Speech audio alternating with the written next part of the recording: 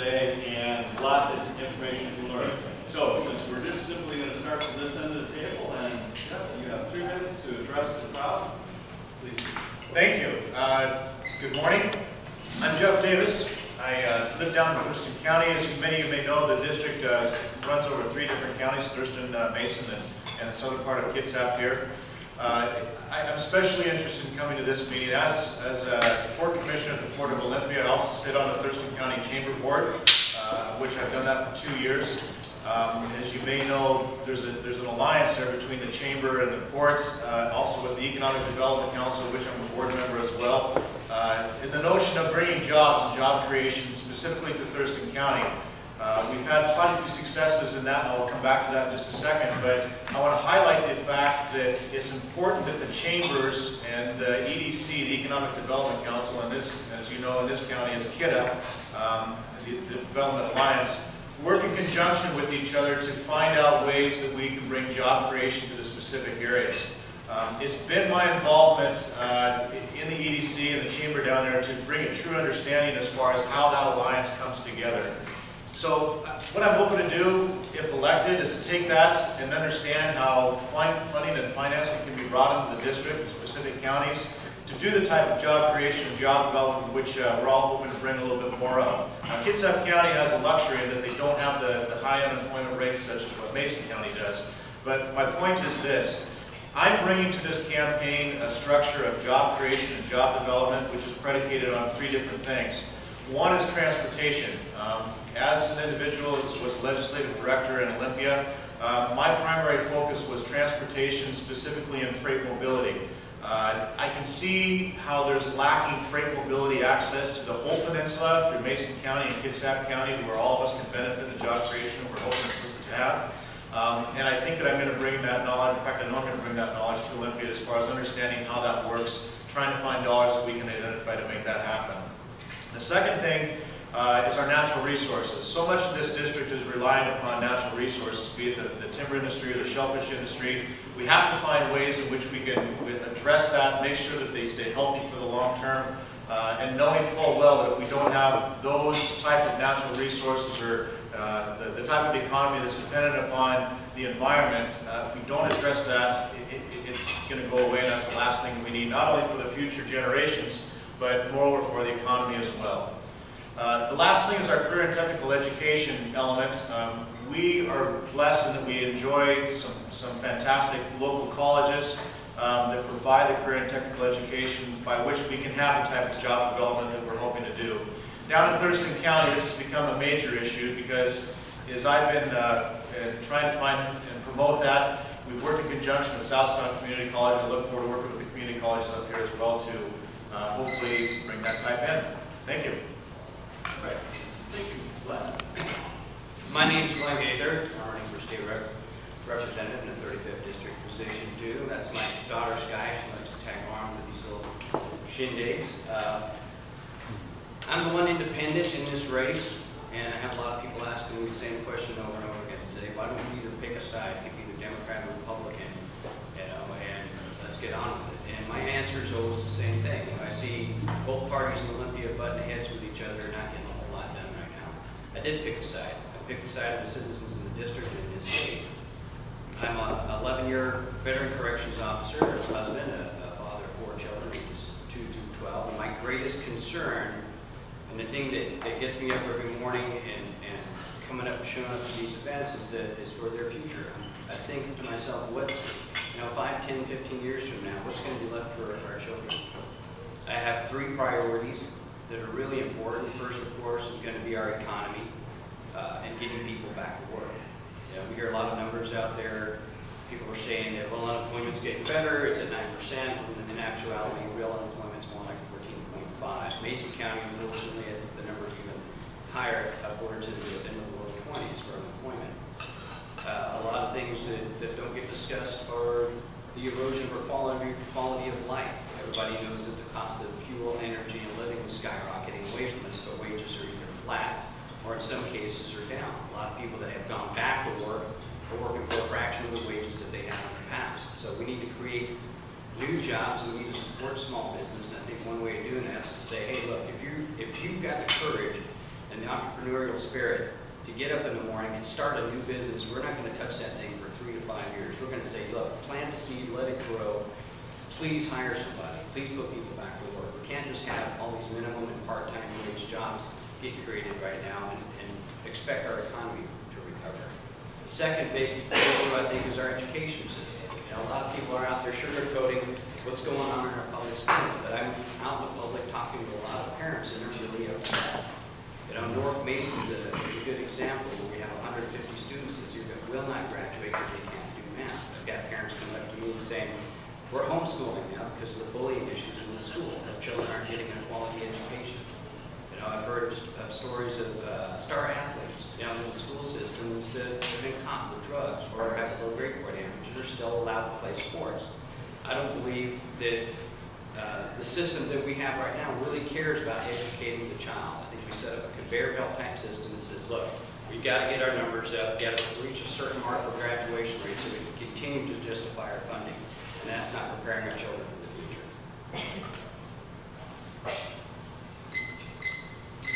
Thank you. Drew. Thank you. Good morning. My name's Drew McEwen. I appreciate showing up this early this morning for everybody. It's an honor to be here. A little bit on my background. I moved out here in 1994 courtesy of the U.S. Navy. I grew up in the Midwest, and I went in the submarine force. And my first apartment out here was right up the road up there in Silverdale, and so fairly familiar with East Bremerton from living over there and doing the Navy thing.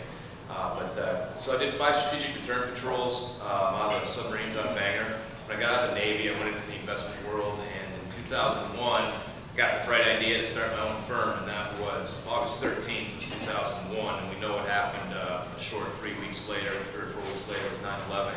And so the best laid business plan, or so I thought, was out the window. And but I was survived. Now my company's still in business 11 years later. It's sucking up and doing the American thing and pulling up by the bootstraps. And I took a factory job, worked at 10 at night to 6 in the morning, and would go down to my office after that, sleep for 2 hours on the floor, and then start working my business. And I'm proud to have done that. I don't want to have to go through that again, but it taught me a lot of lessons. And again, here we are nearly 11 years later, still in business. And I appreciate the opportunity and the discipline that the Navy taught me to get me through those tough times early on in business. So, returned here in 2005, moved back. I missed the Pacific Northwest and absolutely love it out here. And this is home. My sons go to Shelton School District, and we live in Union down at the end of the Hood Canal. And you know why I'm running? I had some folks within the local community come to me and ask me to consider running, desperate for some change, and having a different tone in Olympia. And I understand that. I think we have too many legislators, frankly, that don't understand the impact of the vote they take. And as a business owner, I have to live with the impact of every single vote that goes on. And that is our #1 priority in this state right now, is jobs and the economy. We have to remove the regulatory and the tax burden that is keeping businesses down, and the constant changing. Last year, over 400 new regulations were put on the books in the state. You can't plan as a business owner when the ball is constantly moving. We need to have a clear path so businesses can plan, they can grow, they can hire new people. So we're going to remove the regulatory burden, ease that, have a more streamlined tax structure. And I agree with what Glenn said. I think having an incubation period that allows for businesses to grow, not having a burden that B&O tax when they're most likely losing money in those first few years. We also need to balance that with businesses that are already in business and not give an unfair advantage. But that's a discussion we need to have as to how do we make that more compatible. And then education, of course, and reforming state government. Those are my top 3 priorities, and that was a fast 3 minutes, wow. But look forward to your questions. Thank you. Thank you. And Linda, please. Okay. Good morning. I'm Linda Ring-Erickson, and I am also a candidate for the vacant position in the 35th District, which is position 2. Some of you may know I'm a retired police officer. I'm also nearing the end of my 2nd term as a county commissioner, and I'm hoping to take some of the experience I've had in local government back to the state. Sometimes you hear of people who've gone from the legislature to county commissioner, and at the Counties Association, where I was the president a couple of years ago, a lot of those folks are saying, I really wish I had fully understood the impact of the votes I was taking in the legislature, because now I'm at home and I'm trying to make those those things work. And they don't work nearly as well as without them. For the past 7.5 years, I have been a Mason County Commissioner. When I came to office, Mason County had a 50-year-old public works building that was well beyond its useful life. We also had our sheriff's office working out of a room in the basement of an aging and decrepit courthouse. The room was about half the size of this room. We had an impending moratorium on building welfare. And there were people who said that the county was going bankrupt. And while I don't agree with that, I do know that we did not have a policy regarding reserves and how we manage our budget in terms of what our revenue stream would become.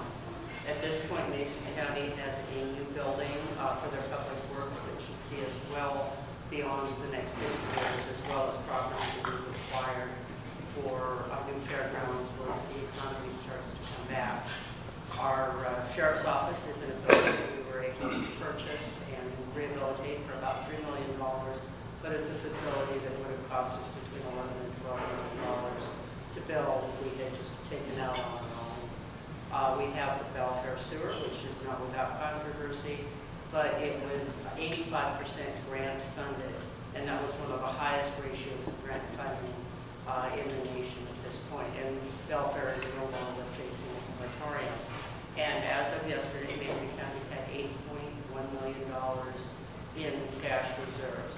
On a budget of about $24.5 million, that's one of the best cash reserve ratios of any government in Washington State right now. So I think we have a history of success during the period of time that I've been a county commissioner. Being a county commissioner takes some of the same skills as it does working in the legislature, which is working with other people who may not be of your choosing and who have very diverse points of view. And I think we've done a good job of that over the last 7.5 years. I look forward to working on the problems that I believe face the 35th District, which is job retention, job creation, and looking at how we're going to prepare for jobs in the future. Thank you. Thank you. All right, so you all had a chance to warm up a little bit, get to know you. And I'm going to, actually we were going to do some warm-up questions, but time is of the essence, so we're going to just jump right in because we got some really good questions here raised from our audience. And I'll start in, we start on this end. I'm going to start with Linda and try to make sure we rotate who starts first from that point forward. So the question is, and you get 1 minute to respond, and I'll repeat the question at your request. The Supreme Court's McClearly decision requires adding at least $1 billion to K-12 education. How would you pay for that?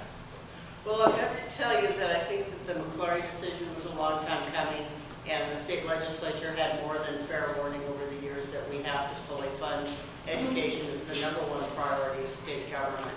I think we're going to have to do some of the things that we may not want to do, which is look for duplication in state government and eliminate that. There has been some real reluctance on the part of a number of the state agencies to partner with local government, and I think there's an opportunity for both local government and state government to save money by looking at how we maintain our parks, our roads, look at some of our stormwater activities, and a lot of things that right now there's duplication.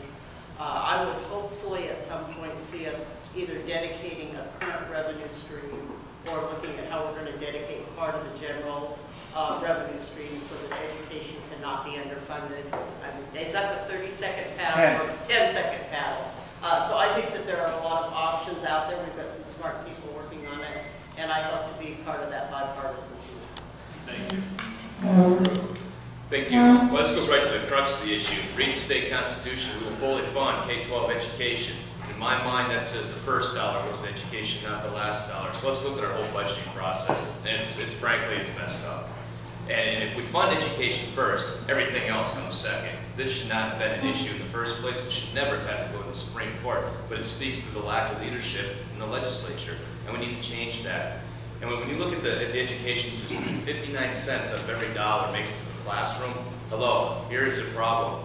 We have too much upper-level bureaucracy. We have too many unfunded mandates on our local schools. We need to get out of that, return local control to our school districts, let them control their budgets, Yes, we're going to fully fund K-12 education. The Constitution demands it. The first dollar goes to education. The rest of the budget is second. It's a pretty simple, straightforward thing to do. And that's how we need to reform our budgeting process and ensure education is fully funded. Thank you. Glenn? K through 12 education takes up 46% of the state budget, half. We have a teachers union that's demanding more from the citizens in an economy where citizens simply just cannot put out any more money. I've always, as a state employee, have complained numerous times about waste and fraud in state government and its lack of efficiency. We really need to look at the excessive layers of management, excessive bureaucracy in our public education system. We need to decentralize it. I really believe that funding the child instead of a broken system is a better way to go. As far as getting the funding for that, not another penny, not another nickel or dime from taxpayers. Let's look at trimming our budgets in non-critical areas to come up with those revenues. Yeah, the specific question is the how. And there's been some good ideas that have been thrown out here, and I guess that's what bipartisanship is all about. As we look at all options that are going to be brought forth. And my answer to this so far, and will continue to be, is all options have to be put on the table to address this issue. Yes, there is a mandate. Yes, there is a Supreme Court. Yes, it is a responsibility of the government to fully fund K through 12. So to say that it's the first dollar that's going to go in, that's fine and dandy, but that also means that without new revenue streams, there's going to be other things that are going to be drawn off the table. They've cut $10 billion out of the budget, which is more than 15% of the budget over the last 4 years. Something's going to get thrown out if that is the case. So this isn't a simple answer. This is a complex issue that needs to be looked at, and for somebody that's not well versed in the budget up there, that knows a certain amount of it, all options have to be put on the table, and I look forward to addressing those issues. Thank you. All right, so let's stay within the education arena, if we may, because this one's actually almost perhaps on the other end of the spectrum. Our audience members do read and travel a bit, and so I'm going to start with you, Drew, and we'll work our way back down the line, and you'll be last. So the question is, starting off for you, is Louisiana has implemented a school voucher program which parents can use to pay for religious education, including young earth creation-based science curriculum. Do you favor this for Washington? First of all, I'm not completely familiar with the Louisiana law, so a little hard to make that, to give you a fair answer on that. What we do have before us right now is the Charter School Initiative, and considering that the majority of our college freshmen in this state have to take remedial math and English in order to get up to college speed, says that we need to look at some other avenues. So I support the charter school concept.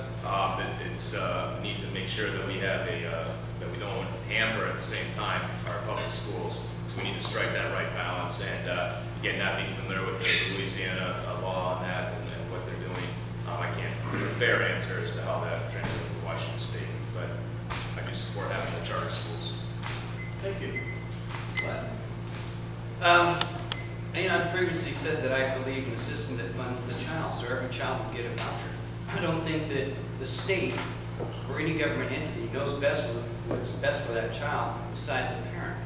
Now, the parents are the one that have the greatest concern for their future. The parent is the one that has the greatest concern for their education, welfare, and well-being. I know a lot of folks now that are starting to homeschool because they don't like the environment in public school. So if it's a charter school, private school, Christian school, let the parent make that decision. It's not the government's job to decide for our children what their future is going to be like. Let us do that. Thank you. Again, I'm not familiar with the Louisiana case, but I will say this. The mandate said that we need to fully educate or fully fund education. And to leave it up to an individual to decide how their child is going to do that, I understand that to a degree, but this voucher system is too subjective. If we are into the mandate to fully fund education, that's going to be in our public schools. So the question in my mind is, am I in favor of charter schools? The answer is no. We have a system that's currently in place. We need to fix any problems that are currently with that. If, with any system there's going to be inefficiencies, that can be addressed.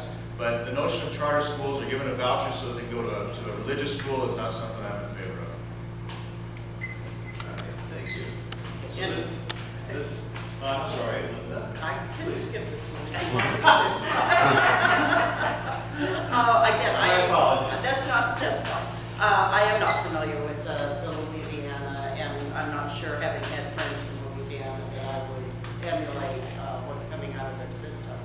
However, I am lucky enough to have gone to school here in the 35th district when Washington had the best public schools in the nation and the United States had the best public schools in the world, and I believe we can do that again. While I have no problem with an individual's personal decision to either homeschool their child or send their child to a private school, I think the great gift of America is our public schools and the ability to have everybody get a world-class education. We did it once, I think we can do it again. I think there are some excellent international examples. Finland would be one that comes to mind. Currently has probably the best school system in the world. And looking at which I have done, how they came to the conclusion to do that, what they were going to do to make that happen. I believe we can make similar decisions here in Washington State and in the 35th district. Thank you. So, moving on to Glenn, you get to start off this round of questioning, which is getting into collective bargaining. In some states, there have been efforts to break up public employee unions. What is your approach to collective bargaining in Washington State? I'm a union member. I'm with the Teamsters Local 117, Department of Corrections. But there are a lot of times that I have to butt heads with my own union. It took me 6 years of begging, working with that union to get us pepper sprayed in the prison system. An officer had to die for that to happen. So unions do have their place. I am not a union buster, but I think that in this economy that we have to be really fair and tough. Figure out how to balance our budget and meet the demands of the union. We can't just bend over for these people. There's, the teachers union, which is the largest union in the state, controls 46% of the budget.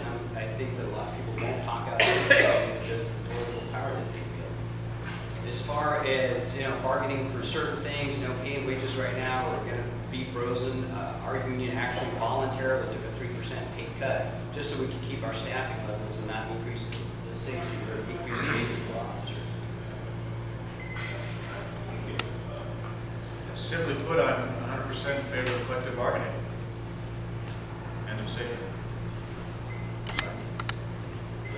And I have a background of having been a union member, certainly early in my career, and for about 25 years.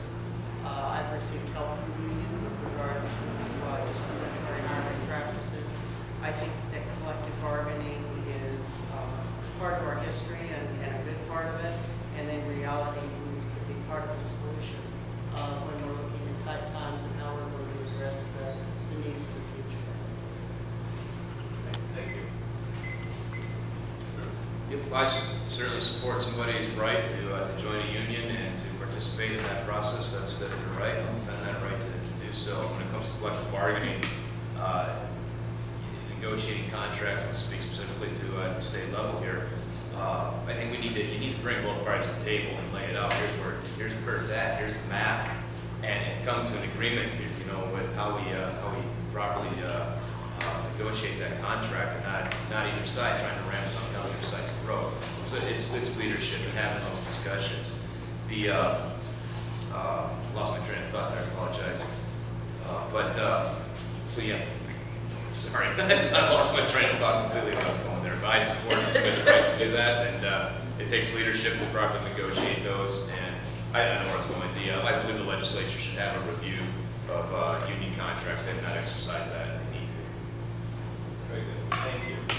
All right, so now let's move on from, we've done education, we've done collective bargaining, let's move on to the economy. How's that for a category? So with that, we'll start with you, Jeff. The question is, the economy of the 35th has been on the ropes for over 20 years. How would you correct the problem? Well, I highlighted that the first part of the speech, or my opening statement. There's three things that are going to get us out of the situation. We have to have transportation infrastructure in place. This district, starting in Mason County, has some choke points that doesn't allow freight mobility. And that's not just going to help the 35th district, it's going to help the whole peninsula. It's going to take somebody that's going to go to Olympia that understands how transportation works and say, we need to have our fair share in this district as well. That's number one. Number two, we have to prop up our parent technical education programs. I get a report that shows that jobs are available in the state, and they come by order of wages. If you look at those, all these individuals need is a skill or a trade. Where they get that as our community colleges, we have to make sure that that's addressed so we can bring these jobs back to the state, the country, and more importantly, this district. The last one is, well, the last one is simply making sure that those ways that are making our economy work as far as our natural resources are preserved. We're able to look at new ways of innovation with that. Bring to college level forestry programs or shellfish programs in Mason County to make sure that they're viable. That should be a good pathway towards jobs. Thank you. Thank you. Over to you. Well, during this campaign, a lot of you have heard me say that this is about jobs, jobs, and jobs. It's about keeping the jobs we have. It's about ensuring that the jobs that are created here and are good long-term, high-wage jobs or other jobs are attracted here. And it's about creating a workforce that is attractive to the job market of the future. I think that one of the privileges of having been a county commissioner is I've had a lot of opportunity to work on projects with Olympic College, to be involved in getting some of those great four-year programs here in nursing and mechanical engineering that I think help us understand and lead the way into the job market of the future. We do need to have additional dependable transportation, certainly enhancing the ferry system, making sure that everybody understands that it is part of the highway system and needs to be able to adequately bring and take our finished goods and resources out as part of the solution. Thank you. True. And as I mentioned in the beginning, we need to streamline and ease the regulatory and tax burden on businesses. As a business owner, as president of the Shelton Chamber of Commerce, I hear that every day and I feel that myself. And then that first and foremost needs to happen. In the businesses in our district, that they recognize that, and I'm proud to have the support of our local companies like Green Diamond, Wood Canal Communications, the Restaurant Association, the builders, organizations that understand what's impacting their members and what it takes to move forward. And I don't think Olympia gets that. And if we want to talk about congestion relief and freight mobility, we need to reprioritize the DOT. Neither one of those two things are stated objectives of the DOT. So is it a surprise that we have these issues with transportation? When you have Sound Transit moving less than 3% of the people and receives nearly half the DOT budget, there's where our group can get some of the money to fix the issues in this district.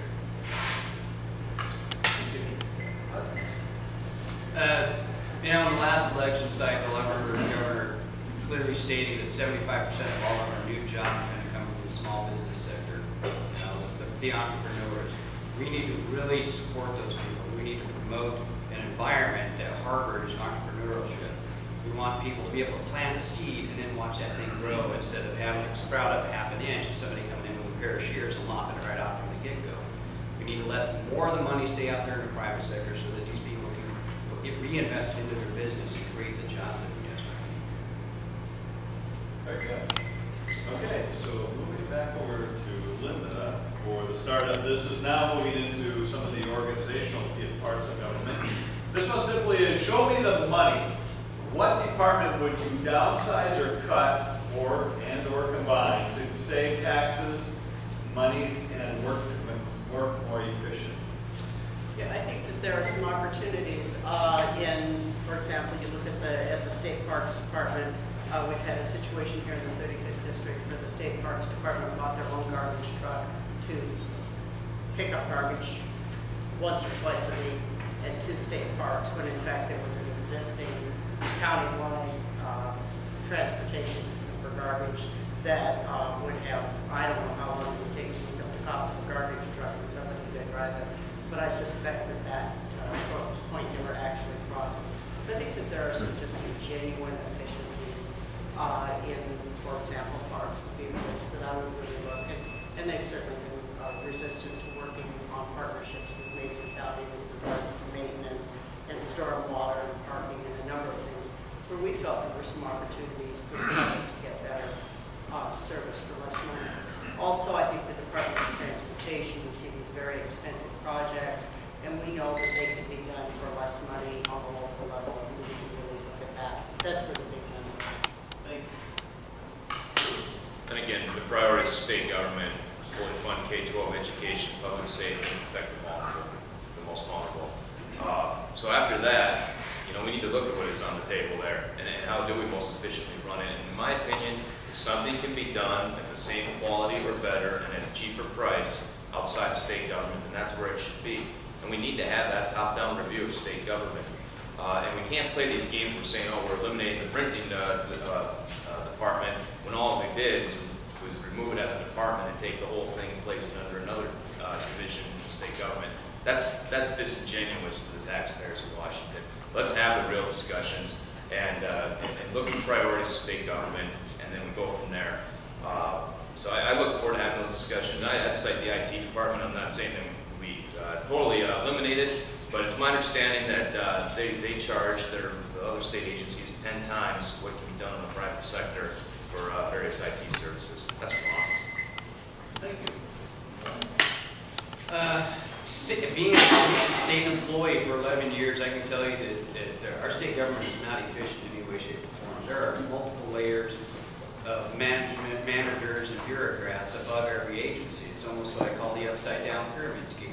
It's not the firefighter, the police officer, it's not even the corrections officer, teachers, people that file your L&I claim or your welfare benefits. That's the issue. It's the multiple layers of managers above them. A lot of people at the ground level, myself included, we go up to management and state and we're like, hey, we really don't need to spend money at this point right now. Here's a good cost saving suggestion.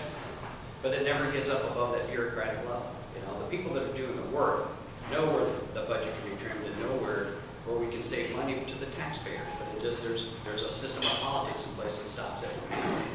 So every agency, I think, really needs to look at itself, become a bit more efficient. We're paying managers really good salaries to figure this out. We're still hiring outside help to come in here and tell us how to run our state. On that same theme though, things get studied to death. And I'm going to look at the Bellflower bypass as an example.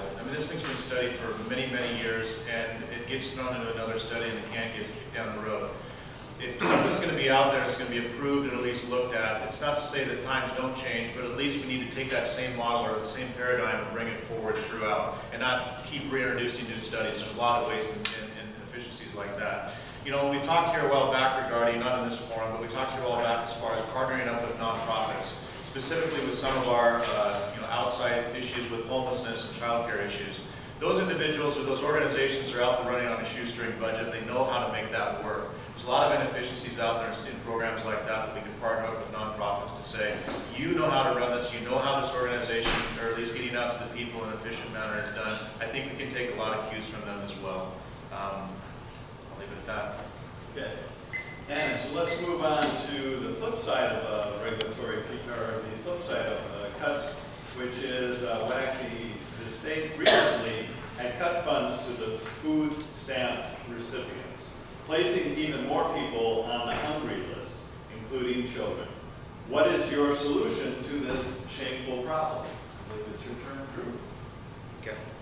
Well, first, let's improve the job market, get more people working so we don't have people as dependent on state government to meet basic needs. That's first and foremost the biggest part of that solution. So let's get our economy fixed so people have the opportunity to get a job. And as far as cuts to the food stamp program at the state level, I'm going to have to look into that further. I know it's an ongoing discussion or debate at the federal level as well, and there's abuse that's taking place in there. So I can't fully answer that at the state level as to what cuts we're referring to, but we do have a responsibility to protect the most vulnerable. The most vulnerable does not mean everybody that chooses not to work. It means people that can't truly take care of themselves. DSHS, was set up to take care of most vulnerable citizens, but it's also doing a lot of other things that it really shouldn't be in the business of doing. We're wasting $68 million a year on a special sex offender commitment area out in McNeil Island, which is run by DSHS. These guys should be in the prison system. Let's look at restructuring sentencing guide for sexual predators of a danger. That's a $68 million a year saving right there. We need to get rid of the fraud and waste in the food stamp EBT card system. I see people in Walmart buying car stereo systems with an EBT card, I hear a lot, especially with the rampant drug use that's going on in the state, of people selling on their food stamps for drugs. There needs to be a better system to make sure that that money, goes to actually feeding the children in the household versus, spending that money on their drug habit. There's a lot of waste and fraud in DSHs. We need to look at that and trim that out. Thank you. I think that there is going to be fraud and perhaps waste anywhere, and I am also aware of situations where this is happening. But at the end of the day, I have to look at our return on our investment. I would rather have a child be fed and go to school on a full stomach so that they can have a good education, and I think that that's going to alleviate the problems that we have or currently have in our society today. If you don't have that child out there that is not worried about where their next food is going to be coming to, that's going to help us out. It's going to alleviate the problems we have in our prison systems. So yes, there is fraud, there is waste. It's something that needs to be addressed, and I look forward to doing that. But more importantly, it's not to throw the baby out with the bathwater to say that we can't or we need to start getting rid of these programs. We have to find a way to make that happen, because if we don't, we're just going to continue to have the problems we have in our society. They're going to start finding different ways in which they can feed themselves, not just the children, but also the family that can feed themselves. And I think that it starts with making sure some of these social programs are put in place and maintained. This is probably going to be my last answer. DSHS is a very large agency and has been controversial regarding its inefficiency ever since it was first formed. And to penalize people, families who are in need and hungry because of inefficiencies in DSHS is not appropriate. If absolutely necessary, probably important that you make sure that this part of the program works correctly, even if it has to be moved to another department or independently administered, because children who come to school hungry cannot possibly do well, they cannot possibly learn, and certainly somebody who is truly hungry cannot possibly have a good job interview and get themselves back to work. So it's important that we not penalize people that are in the most need for inefficiencies in the government system. That does not suggest that I don't think the DSHS needs a good look, as do probably all state agencies. I think counties and cities have already gone through that exercise, and there are probably some best practices that the state can look at with regard to how to keep it in the system. All right, thank you, and thank you for joining us. And thank you very much. So, continuing on, I believe, Glenn, you're next up. And the question is, moving on to legislative issues. The legislature appears to be in a policy and leave the details of regulatory departments. Do you agree with this assignment of authority to non-elected board commissions and departments? Well, as far as all the different agencies and the departments, we hire managers to run those things. If you've got a department that's being efficiently run, and you've got a manager who's doing a great job, then let them do their job. Let's not micromanage every little state agency. But if you see an agency where, let's say, the auditor goes in and you find that there's a lot of wasted money and that they're spending money on things they shouldn't be spending money on, then maybe we should get the legislators involved in that a little bit more. But we can't, as a legislator, our job really is to be the vehicle for the will of the citizens in the district. And a lot of people think, well, we'll just vote for this guy and we'll set it on autopilot. We have a lot of major issues in Illinois that need to be fixed. And it's going to take every one of us to get involved in this thing to do it. I can't do this thing on my own. These guys can't. Government can't fix it. We need citizens to work with their state government to fix all the issues. Yeah, this is actually a really good question because, individuals are elected to go to Olympia, and they carry behind this issues that they've gone out and now they've spoken to the people about. The people have told them this is what's important to us. So the first order of business is say, look, I come in with this backpack full of issues and I got to get these issues brought forth.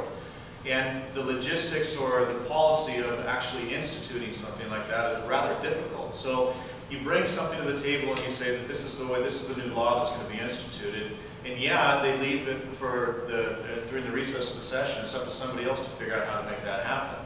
I think that that's one of the things that I bring to the table in this race is I understand how policy works in Olympia, having worked on transportation issues. And there's a way in which you institute something or you bring issues forward that includes not only the regulatory end of it, but also the implementation of it.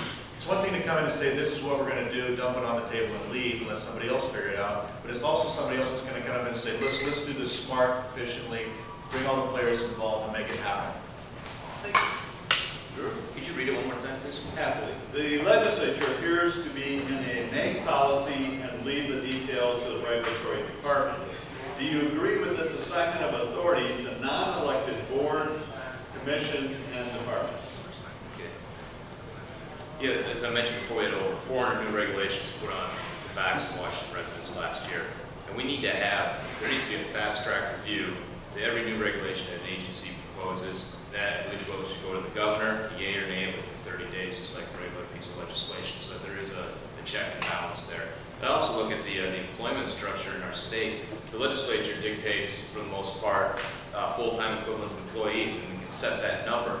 But then you have the regulatory heads and the agency heads have the ability to put in bureaucratic management that's outside of that FTE classification, that full-time employee classification, and we end up with a balloon there. So when you want to look at streamlining things and having a check and balance, I think the legislature needs to rein that in, and how those agencies can circumvent the will of the legislature in that hiring process. So that, and combined with a review of the regulations that can be passed by an agency, will help to streamline that and keep things in check. Thank you. All right, so let's move on to something of great importance to chamber members, which the question is, what will you do to promote small businesses? I'll come back. I currently sit on the board of the Chamber of Commerce for Thurston County. I'm also on the EDC. The number one issue is small business, and we talked about that. Yes, people have talked about that forever. Several studies that I've read show that there aren't going to be large manufacturers coming in, plopping in a facility in certain districts with their employee anywhere from over 500 people. So to use a baseball analogy, we keep trying to swing for the fence on that, especially with EDCs. We keep trying to say, what can we do to bring somebody in that's going to employ a whole bunch of people at the same time? New studies show that we can make some base hits, going back to the baseball analogy, to get some points on the board. That comes with small business. I am in favor, actually, of reducing, or at least eliminating our B&O tax. In Thurston County, we brought some fantastic programs forward, specifically with the Port of Olympia, to say there could be some incubator programs that are brought in. Have a business come in, locate, the rent is free for the, half price for the first 2 years, and slowly, incrementally bring them up to where they can get to a place. This is what we've done as a board commission. It's been incredibly successful. We can do similar things like that with the chambers. Thank you. Again, as a business owner and president of the Shelton Chamber of Commerce, I feel that and I hear that every day.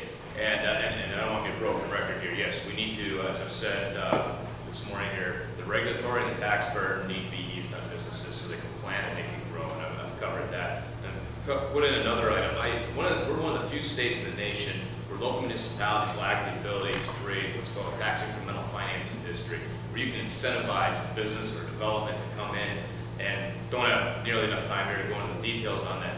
But again, we're one of the few states, we got to ask ourselves, why do we have companies leave Washington State and go to other states? Because they have the ability to incentivize and get them to go there.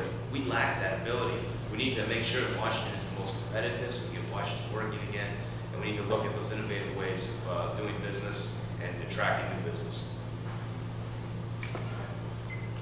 What they said. No, look, I've talked to a lot of business owners in the community, going door to door, and they're saying the same thing. I say, hey, how's business? And they're saying, well, some months are good and some months are bad. I don't think that when somebody started a small business, that their dream and goal in life is to just make it from month to month to month. They want to see this thing grow. Government right now is a hindrance to that. We need to look at streamlining the B&O tax. And we need to, like I said before, go a hands-off approach for the first few years of that business when it's struggling to get up and off the ground. And we need these jobs back in the communities so that people will go out there and start spending money. We had a budget surplus in the past. And the only reason we had that surplus is because people had confidence in their future. They had a job, they were doing well, they were spending money, and then the tax revenues just poured in. But we got in the habit of looking at that thing and saying, hey, there's plenty of money, let's create more ways to spend that. So we have to look at creating a state government system that not only gets us through the tough times, but through the prosperous time and puts money aside when we can. We need to get off the back of the small business. Thank you. All right, so we're getting down to our last question. This one I actually put underneath the category of leadership, which I believe we start with Drew. And the question is, what do you plan on doing to instill some common sense in some of the thinking members of our state government? Well, that is leadership, definitely. And let's look at the last 2 years. 6 special sessions are called by the majority party when they have the governor, the Senate, and the House. That's not leadership.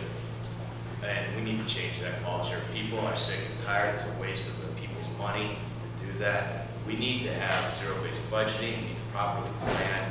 And we need to be frank and sit down and have discussions about what we can and cannot do. You know, we can't control the other people that are elected, but we can show leadership. We can find the common ground. We can work together and get those issues solved. We're not going to agree on everything. But leadership is showing a path that's viable. And this state has demonstrated for the last 10 years that it cannot find a viable path. And our businesses have suffered, our education system has suffered, and we have an out of hand bureaucratic level of government. What? You know, this last legislative session, I think, was a really good example of how not to run government. We went into this legislative session knowing that the budget was in the tank. We knew that the economy was hurting. We knew that education, you know, I'll say it is a wasteland. Major issues, you know, we've got a lot of crime going on in the state right now with cartels pushing heroin and Oxycontin and all sorts of drugs on kids in the middle and high schools. Major issues. But instead they decided to pick a single social issue during a regular session and focus attention away from what was critical. You know, I tend to be, I mean, I'm a correction officer, I was a Marine before that, and I've worked in another industry, but I tend to be the kind of leader that says, hey, forget about this right now. We're in a crisis. Look at this right here. We got to fix this right now or the ship's going down. And that's not what happened. They focused and focused and focused on a special social issue, patted themselves on the back, went through the regular session, then had to go into a special session, and did the budget on the last day of the special session. That's not good government. Yeah, I'm going to indulge in a real quick story. I remember as a child, it's irrelevant, my mom and dad were in a little bit of a tip. Dad told me, I said, hey, what's going on? And Dad said, this is it. I said, okay, that's great. I got to go hear Mom's side. Dad said, we realized. My point is this, is leadership requires hearing both sides of the story. It requires bipartisanship, and that's something that I've always instilled, no matter where I'm at. There's always two sides to the story. There's always an issue that's over there that you're not aware of, so you can say, no, wait a minute, okay, I'm seeing why they're upset about this. We talked about collective bargaining earlier, and I guess the thing that I should have touched on that is that the term bargaining. I'm in favor of collective bargaining because you actually sit at the table and you talk about the issues and you find compromise. You can't come into this position saying, this is what I'm going to do, hell be damned. Because if you do, you're setting the whole system up for failure. And I think that that's what people have got the problems as far as government is concerned. You have to come in with the understanding that, number one, we are going to fix the issue here. Because if you come in and say, if I don't get what I want, then I'm going to go home, then that's a failure of government. It's something that's got to stop. Thank you. And that actually brings us to the conclusion of the audience participation questions. As time is of the essence, and I promise to have you out of here by 8:30 or ish, 8:30-ish. So with that, the candidates now have 2 minutes to address the audience on any topic they so choose. Following questions, additional areas you want to cover, ask a question we didn't ask, and answer it, however you want to do it. And with that, I'd like to start with Glenn, please.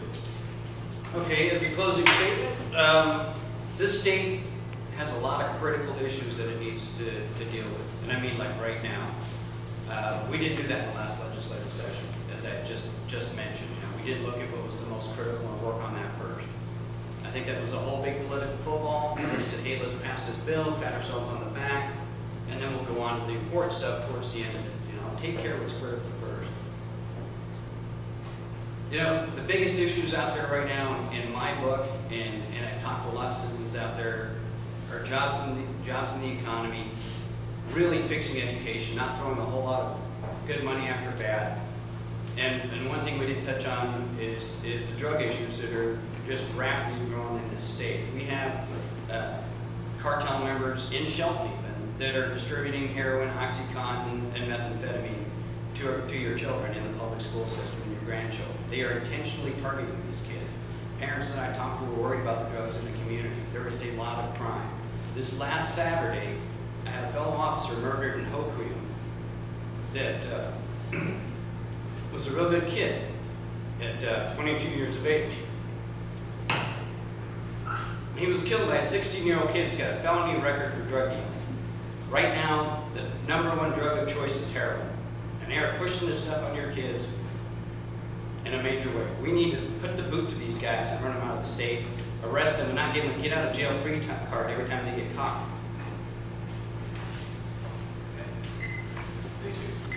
Listen, there's been a lot of good discussion here across the board, some social, some business. What brings me to this race? I'm concerned about our country, and I'm not gonna talk about worldly issues here, but all we can do is try to do what we can in our own area. You know, I'm not somebody who's going to sit around and say, gosh, I wish we would have. I'm somebody who's going to say, we need to, and we need to go out and do that. It starts with jobs right now, and I think that that's going to be a #1 issue to bring us out of the situation we're in. I was cut from the fabric that if you have a job, you're measured by your work, you're measured by what you can do. And if you're a productive member of society, then that's a good thing. And I want other people to be productive members of society. It's that simple. Because with that, we have strong communities. With that, we have strong schools, better roads. And with jobs, hopefully it instills a sense of pride. We have to bring that back to this country and even to this state, and that's what I'm hoping to do. And I've kind of laid out a plan of which I think is going to be successful to make that happen. But at the end of the day, it does revolve compromise. At the end of the day, it does revolve around sitting down, talking about the issues, because realistically, there aren't easy answers here. But there are answers by which we can come to a conclusion on to say that this is going to be for the betterment of the state, this is going to be a betterment for our community, or even the district. But it takes collaboration. We all need to do that. I'm looking forward to doing that. You know, more importantly, I've been saying this, and I'll finish with this: is, you know, there's over 3,000 bills introduced in the legislature last year. When a bill is brought before me, the only thing I can do is pull out my moral compass and say, does this help or hurt the American taxpayer? Does this help or hurt the American worker? We need jobs in the area, which also means we need businesses in the area, and I get that. As a small business owner myself, which I didn't really touch on, as a member of the chamber, as a person who's been working on economic development in Thurston County for 3 years, and transportation issues for 8, I see how this all has to come together. So let's make it happen, and let's do this for our future.